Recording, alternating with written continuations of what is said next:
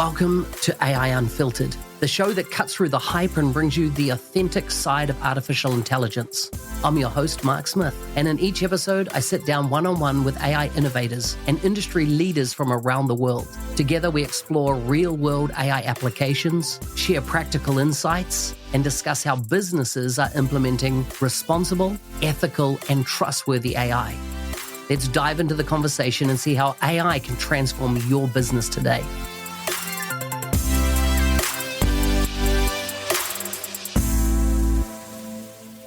Welcome back to AI Unfiltered. Today's guest is from Los Angeles and is the founder and CEO of Parafoil. Check out the show notes for links to anything we discuss. Ben, welcome. Hey, Mark. Thanks for having me. I really appreciate it. Good to have you on. I'm so interested in this discussion around leadership, around AI. Both of them are dear to my heart because I've always had a massive challenge with the concept of management and not leadership.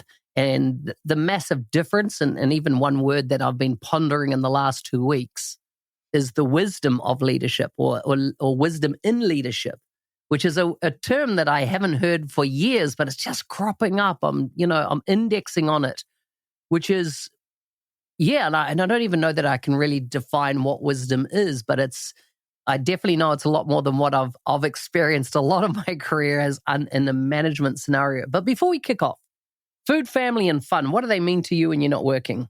Oh, yeah. Wow. Fascinating. Well, my dad is Malaysian and my mum is British, right? And so I probably identify a lot with the Malaysian side of my family culturally. And Malaysia has this rich and interesting food culture too. It's a real mishmash of Indian food, Chinese food, Indonesian food. Malaysia's been this melting pot because of where it sits in the Straits of Malacca for all these different kinds of food over the course of years. And so that means my family and I are very connected to meals. And so I go to Malaysia every so often and eat my own body weight in laksa, nasi lemak, mee goreng, all of these, things I find wonderful. And to me, they're like childhood.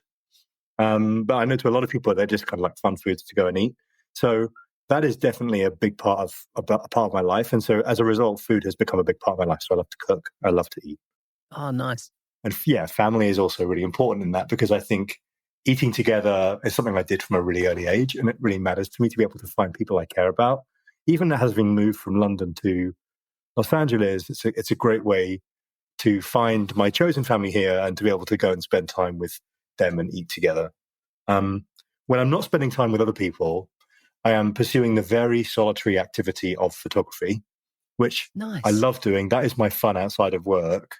There's something so meditative, Mark, so meditative about sitting on the side of a hill before dawn with a camera and a tripod and a cable release, wondering how the light is going to fall on the hill across from you. And nothing happens for hours while you're sat there, usually freezing, honestly. And then as the light starts to hit the hill, all of a sudden, nature's show plays itself for you in a way that you just don't expect. And everything happens so fast.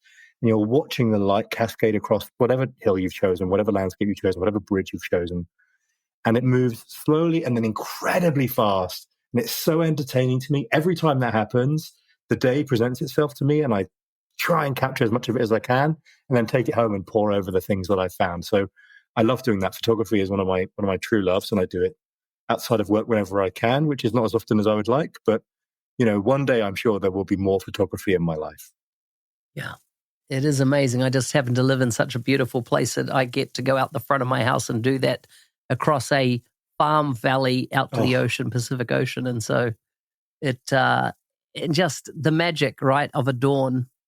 I try to be up at 5 every morning just to observe, like I go outside for the next hour and just to observe the day, and you're right. It's magic.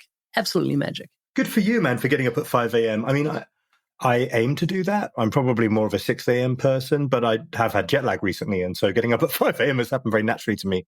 And I've got to enjoy the start of the day. So it's worth remembering that when you can, you should. Yeah. I've got 2 young kids, so it's the only way that I can get, before they wake up, my only me time, Yeah. Really in the day. So I can imagine. That's why it works. Tell me a bit about what you're doing now and how did you get here? Because I understand you started your career in radio or Journalism. Yeah. journalism? Yeah. Yeah, I started my career as a music journalist, of all things. And so many, many years ago, I worked for the New Musical Express in London, which is the music magazine that was the first place to write about the Beatles and the Sex Pistols and the Strokes and all these bands that ended up being fairly big. Oasis, a recent example. And we built a pretty big music website. I think it turned out to be the world's biggest of its time. And I realized through that I was probably a better product manager than I am a journalist. And so I subsequently took jobs at the BBC, at Sky, at large journalistic institutions where I was working in a product capacity, kind of bridging the gap between news and product. And so after I did that, I thought, can I start companies? Because that was sort of the next click up. I could maybe build a product. Could I start a company? And so I started a couple of companies, had some sort of moderate success and some failure for sure. And then found myself into a leadership development company that was started by early Apple people. So I worked for 8 years for SY Partners, which is the firm that was founded by 80s Apple people, if you like, who worked there in the 80s. They're not in their 80s yet. And I was lucky enough at that firm to work at a fairly senior level with a lot of C-suite leaders from the Fortune 50. So, companies that are in the Fortune 50, you name them, we have worked with them along the years. They have worked with Starbucks and Google and Meta and obviously Apple and JP Morgan Chase and AT&T and all these sort of large multinationals. And working with leaders at that level in the C-suite with people who are, quite honestly, intellectually hard to surpass, I learned a lot about what leadership means at that level. But I started to realize that leadership development and growth is very easy when you have access to a lot of resources. But what does it look like to have access to leadership development when you're really new and very young in your career, as I had been once when I was a music journalist, and didn't have the resources and the hope and the hope to be able to be supported that I thought I had. And so we set about building Parafoil as a product to democratize access to great leadership knowledge, to access to the kind of reflection that you normally only get from having a coach. And some of these leaders in the C-suite at Fortune 50 companies have 3-4 coaches that they're running in cadres behind them, knowing, watching what they're doing. Many of them have sort of partnership relationships and peer relationships with folks who are helping them out day to day, minute to minute. And so I thought, can we create that? And it turned out, I think, in the context of AI, we're able to do that now. We're able to build a product that can load a lot of the world's leadership development knowledge, cognitive science, behavioral science into one place, and to help managers, early career leaders benefit from that knowledge and to minute by minute understand how they're doing, so that they don't have to wait for a feedback session that happens once a month, or worse, their performance review, which happens once a year, to understand how they're doing. So that's kind of how I got here and what I'm doing, I guess.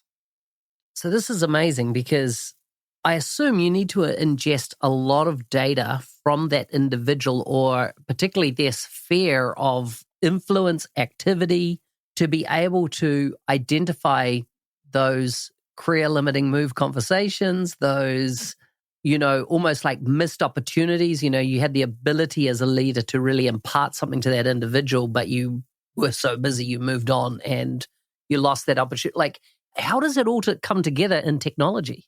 Yeah. Parafoil, we call Parafoil leadership intelligence, right? It analyzes how you lead in the work. But as you say, you need to have context for what's going on in someone's work to really do that. And so the way it works right now is it's an app you install on your desktop or soon on your phone. And when you choose for it to do so, it analyzes the conversations you're having with your team. And through that conversational data, you can understand all sorts of things that weren't possible before. In fact, Parafoil uses a number of different methods, including psycholinguistics. Mm-hmm. Psycholinguistics is the study of what's going on in someone's cognitive state on the basis of the language they emit in a conversation. And most of the time, you're measuring what we would consider to be garbage words in a conversation: pronouns, prepositions, those kinds of things. And by measuring those, you can work out all sorts of things, like how cohesive a group is based on language pattern matching styles. You can understand what someone's big 5 personality type is. Enneagram, a lot of those things where you used to do self-reported surveys, you can now do in a way that is less biased because it's now no longer self-reported, but also more convenient because you're just emitting your sort of daily work. And Parafoil analyzes all of that stuff, puts it all together, and then gives you an analysis of how each conversation's gone after the fact, right after the fact, because we try not to distract people during the meeting. And then over time, it builds a picture of how you lead and starts to measure the trend in how you're doing in your leadership. So how well are you creating clarity with your team, collectively and individually? How good is the alignment you have with your team? How many feedback moments are you creating in your conversations? And more importantly, how many feedback moments are you enabling for other people to give to you? And so we measure all that stuff, and it just builds a better picture for you as an individual in the work. So you don't have to recount what happened to a chatbot. You don't have to fill out a survey. You can just go about your daily work. You get full control over what it analyzes and what it doesn't analyze. So you can stop it at any point. But it's just a way for it to be able to integrate with the way you're doing your work anyway, rather than having to be just another piece of homework. We've all got enough, haven't we? Yeah. Incredible concept because, when I observe across my career, one thing I do is if I have to fill out a survey or form around management or leadership type work, there's an element that your brain wants to game the system, right? It knows where you feel you should be. And so therefore, I will finish these things and go, I think I answered it biasedly. Like I want this outcome. And so I'm going to answer the questions and how I hope I am performing to, because that's my aspirations, but it might not be a direct reflection of how I'm actually doing. And so I think that is incredibly powerful. And I wonder how much of the other parts of our life technology like this is going to go into, because one of the things that I notice with agents at the moment, all the hype around agents, you need an agent can do, this, that, and the other. The problem is it takes 50, 60 hours to build an agent that is going to save me 10 minutes. Like it's the effort to output is just not there at the moment. And I wonder whether we'll get to a scenario where an AI will observe everything I do in my day. It could have access to my cameras, my audio, and my entire whatever device I'm on, and then be able to go proactively, hey, I see you do this process over and over again. Do you want me to create a business process? We can automate it on your approval to start with. And then when you're comfortable with it, I'll look after it for you, right? And just in what you described there is the first time I've seen in reality this kind of observational of what you do, then it's going to feed back around what you can learn from it, what you can take away, what you can implement from it. Have I kind of captured what you're talking about there? You captured it perfectly. And, today it's feedback. Tomorrow, I think it's clear actions that you can go and take in service of your leadership. And I think in the near future, it'll be able to, with your with your acknowledgement and approval, to take some of those actions for you as well from a leadership perspective. So maybe, Mark, you and I have been in a managerial conversation, you're managing me, and it's been a bit of a tense conversation. And so step one is identifying that. Step two is saying, hey, listen, that was a bit of a tense conversation. Maybe you want to follow up with Ben and hear how he's doing, because you didn't necessarily notice that because you were so busy dealing with the content of the meeting. And step three is, I've booked a meeting for you tomorrow because I know that you like to make sure you follow up quite quickly after you've had a conversation with Ben and you want to see how things are doing. Here are the three things that cause the most amount of frustration in that meeting. When you go in, just bear that stuff in mind. And so we're working on that path, I guess. And at the moment, it's really just about identifying those moments. I like that, as in that proactive nature of getting it booked. One thing and a lot of the people I've mentored in my career is that a problem never gets better with time. Right. An unaddressed problem never gets better with time. It only goes downhill. And I'm talking about major project failures, etc., because there was a disconnect when I went and did an autopsy on why we got to this point. 6 months earlier, it had been identified what the issue was, but I didn't want to say anything. Yeah, and memories wane and everyone starts to build their own narrative of what happened, and it just becomes more and more challenging, potentially toxic if things get really bad.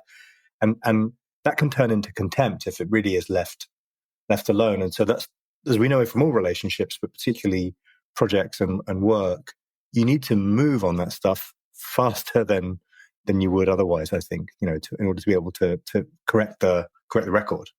Yeah. How do you, in the organizations you work with, differentiate between leadership and management? As in, like, there's a lot of managers that aren't leaders. And I'm almost, sometimes I find it hard to find leadership. So I've, I don't know, was it a year and a half ago, I left a relatively large company called IBM. And when I looked at the chain of command up the organization from me to, state-based, country-based, region-based, I found a lot of managers, and I've got to say, not a single leader. Not a single one, right up to Asia Pac region level. Everybody was taking a director from New York and just pushing it down with really no leadership at all. It's just, it's been going 115 years as a company, and it's a product of its processes, but the leadership is just, and this is like what I couldn't get over. This was not like low-level management. This is every level of management. I couldn't find leadership. In fact, I'd go as far as to say up to the CEO. I mean, IBM's a big company with, as you say, like such a long history at this point. And so some of those structures must surely have calcified somewhat in the organization. And my opinion of, the difference between leadership and management is pretty stark. Organizations appoint managers, and they find themselves in roles often that have manager in the title, though not always. And it's sort of something that's bestowed upon you. You sort of get awarded it by the company as a kind of badge, or you pick it up. And for some people, it's a badge of honor. For some people, it's a curse. But either way, it's something that tends to be awarded to you. Whereas my opinion on leadership is it is something you generate for yourself by moving beyond the boundaries of the formal authority that you've been granted. That's the moment at which you're starting to step into leadership. And that is all to say, if you just move and do the work that you've been given and you perform it with great accuracy and you're delegating just the right amount, I think you can be a great manager. It's possible to be a great manager that way, right? But if you really want to lead and you feel called to lead, because I do think it's something that's a vocation of its own, then I think that's something which is a choice that you make, and you sort of you realign it into your identity, and you say, hey, listen, I want to lead people because I believe I've got something to give here. I believe I've got an understanding of people or an empathy, or, I really love this space that we're working in, and I just want to be able to have a different degree of influence on it. And I think leaders are people who have chosen to do that.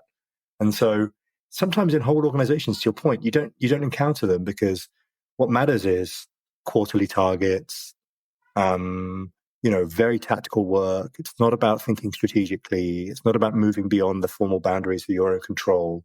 And it just happens, doesn't it? It's sort of over time, the idea of leadership takes a lot of energy. I mean, this. Leadership takes a lot of energy every morning to get up and do, right? You can't just sit up and go, hey, I'm going to lead today. I'm going to give it 10%, 20%. But you can get in and go, I'm going to manage today and give that 20%, I think. Yeah. So, people go to university and they do an MBA, right? They're taught to be good managers and theoretically run businesses.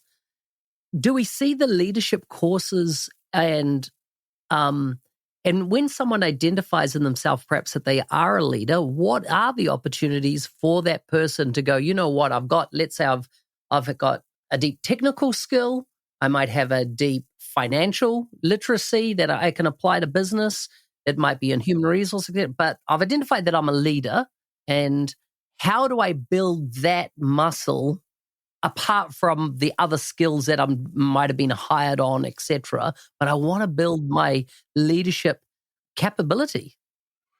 Yeah, I think this is where a lot of people who feel called to lead run aground.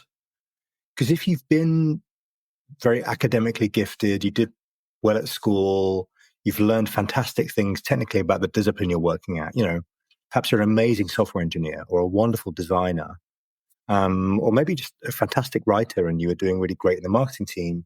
And then somebody says, hey, listen, have you ever thought about leading some people? And you're like, oh, I don't know. Or maybe you're like, yeah, I want to do that.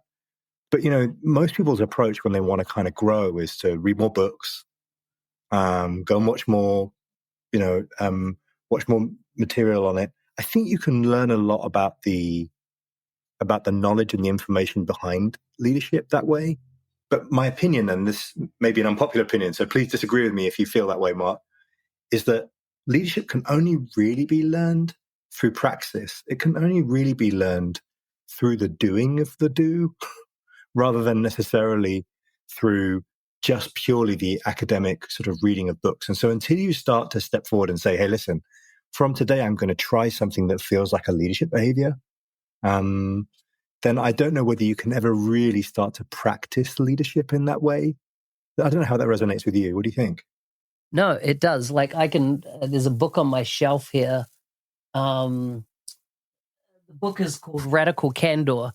And after I'd been a manager for so long in a business, I read that book while traveling, and it kind of hit me between the eyes that I had the authority bestowed on me by the company. I had a team of 70, working for me. And yet, if I reflect on was I a good leader and was I even a good manager, I would give myself an F in hindsight. And after reading that book, it totally opened up my eyes. And I was like, man, I want to go back and maybe do this again in my career. And I was presented with the opportunity to do so and did so. And I failed again. And so, as you say, I'd learned the theory of it, but there was a big difference in many elements of it, applying it and putting it into practice on a daily basis with my reports in the business. And so I think you're right that, yes, you can get the theory from books and, the conferences, sessions that might be on the topic. But there's more that's needed.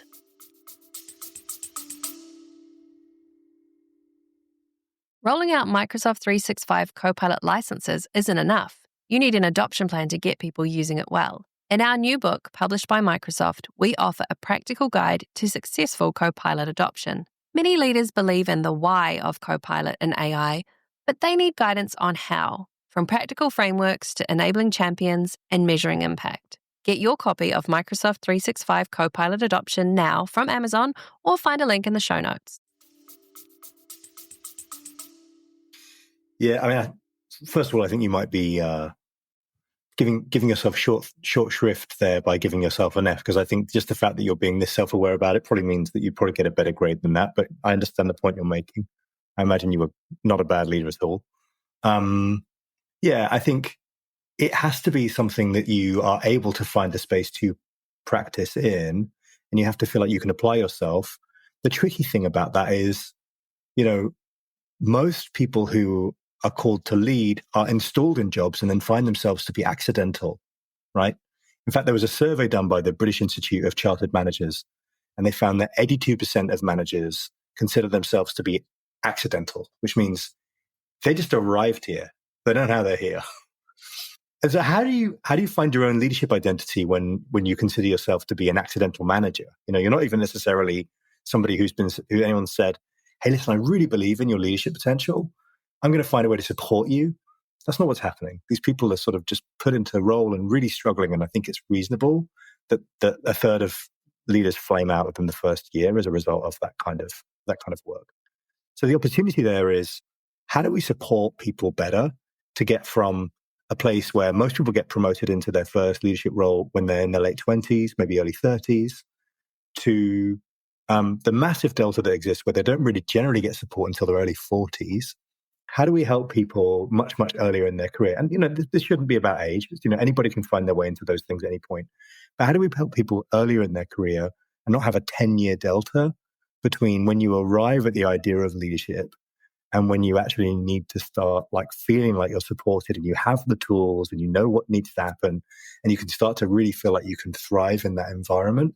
And I think 10 years is a long time to get from okay to good, And think of all the people you're managing for those 10 years who are having to deal with the version of me. I mean, look, I was 24.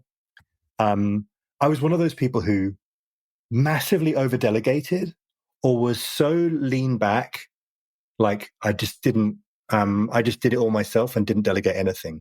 And I could not find the space in between the two of those things.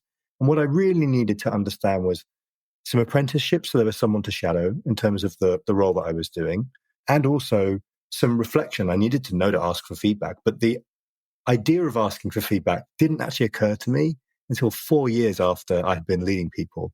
And then I thought, how am I doing? And even then, I would only go and ask the people where I felt safe asking them, which isn't really everyone. You know, it's not the people who really have something to say. And then eventually, I got the feedback I needed, whether it was because I asked for it or not, and started to become somebody who was able to start to grow a little bit as a leader and a manager. So I think just trying to crush that time period down from 10 years to, I mean, even if we can get it down to 2, that's 8 great years that you can spend in leadership, doing more, achieving more, being the kind of leader you want to be. You're gonna get better roles, you're gonna get promoted, all those things are gonna happen much faster if you can just really focus your energy on your own growth and leadership like that, I think. Without naming names or anything to identify the people involved, give us some examples of people that have engaged with you at Parafoil and the technology, and kind of what type of results are they seeing and what kind of feedback are you getting? Yeah. I'll tell you a story about an engineer that we worked with as a freelancer for a while, who was one of the early users of Parafoil. And, engineer felt like they were quite self-aware and quite comfortable in the leadership space. And so we gave them a couple of people to work with, and they were managing them in the day-to-day, but they started to employ Parafoil because they were testing it, right? In those early days, the product was still kind of finding its feet a little bit, but they were definitely getting the kind of analysis they're getting now out of the product.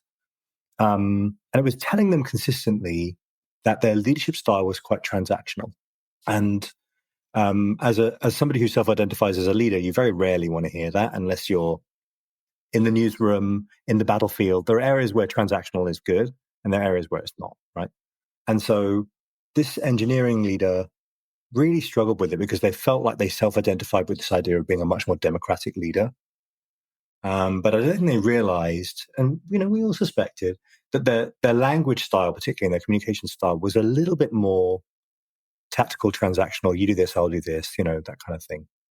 And so over the course of 3 or 4 meetings, they kept getting this consistent score. The first time they were like, I think there's something wrong with the product. We need to think about how we're engineering the product. Like, this isn't working right. And I was like, oh yeah, what's going on?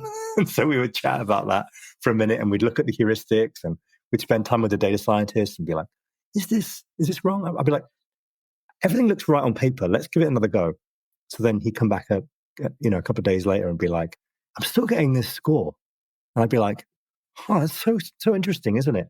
Meanwhile, I was thinking, yeah, this kind of resonates with me. I was thinking like, this person does communicate a bit like this. And I was learning that this was giving language to the way that this person communicates. So I didn't have the language necessarily to be able to shape it.